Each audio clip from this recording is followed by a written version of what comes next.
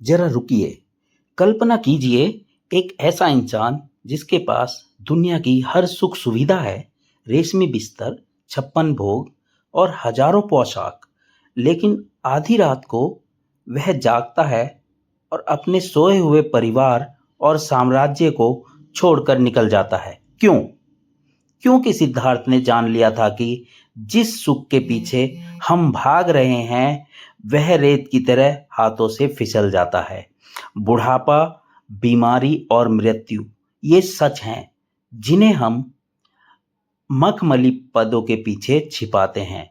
आज हम भी वही कर रहे हैं। हम नेटफ्लिक्स, सोशल मीडिया और फालतू की पार्टियों में खुद को डुबो देते हैं ताकि जीवन के खालीपन को महसूस ना करना पड़े। बुद्ध कहते हैं, जागो, भागने से समस्या हल नहीं होगी। जिस दिन आप अपनी नश्वरता को स्वीकार कर लेंगे, जब आप आपकी मॉर्टिलिटी को स्वीकार कर लेंगे, उस दिन आप दिखावे के लिए नहीं बल्कि किसी महान उद्देश्य के लिए जीना शुरू करेंगे।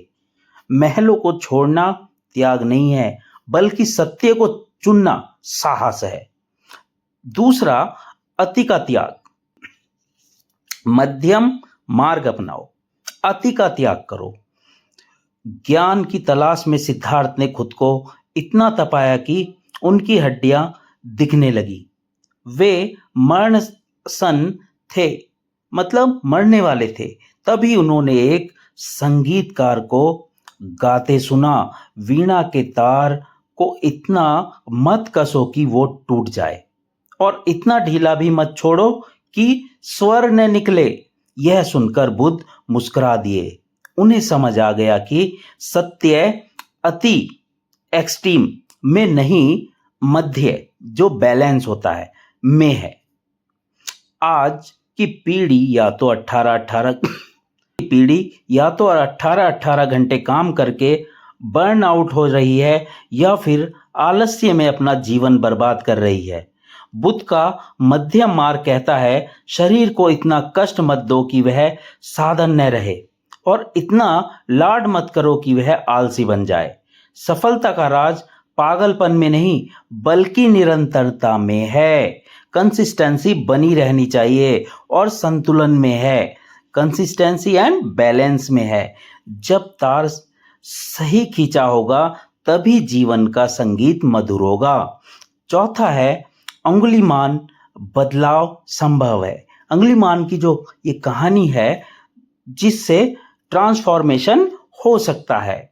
जंगल के सन्नाटे में एक आवाज गूंजी, ठहर जा भिक्षु।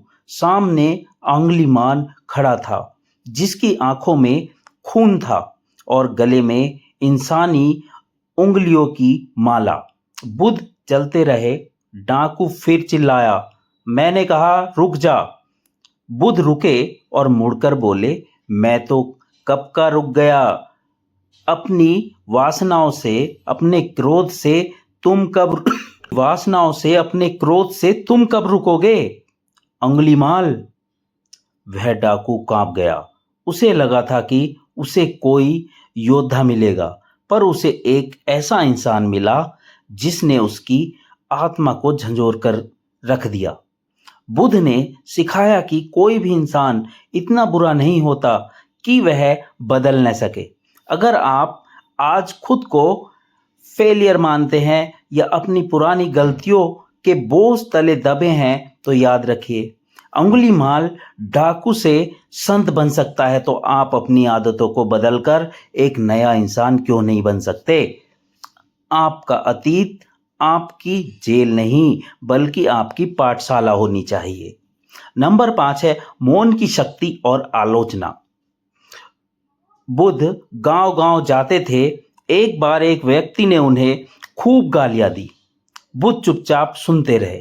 जब वह थक गया तो बुद्ध ने पूछा, पुत्र, यदि तुम किसी को दान दो और वह ना ले तो वह दान किसका हुआ।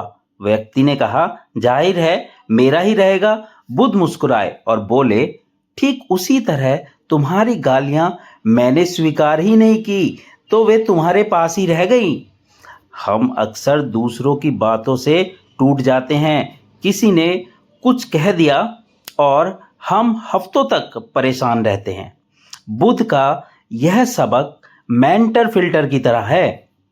लोगों का काम है कहना, लेकिन उसे अपने भीतर आने देना या न देना, यह दूसरी तरह आपके हाथ में है। ये पूरी तरह से आपके हाथ में है। जो आपकी शांति भंग करने की कोशिश करे, उसे अपनी खामोशी से जवाब दें। मौन रहना कमजोरी नहीं, बल्कि खुद पर अटूट नियंत्रण है। नंबर 6 जो है, अपो दीपो भवा, अपना दीपक स्वयं बने। जब बुद्ध अपनी अंतिम सांसें ले रहे थे, उनके शिष्य आनंद रोने लगे। उन्होंने पूछा, भगवान, आपके जाने के बाद हमारा मार्गदर्शन कौन करेंगे? अंधेरा छा जाएगा। बुद्ध ने अपनी धुंधली पड़ती आंखों से देखा और कहा, अपो दीपो भवा, यानी अपना दीपक स्वयं बनो।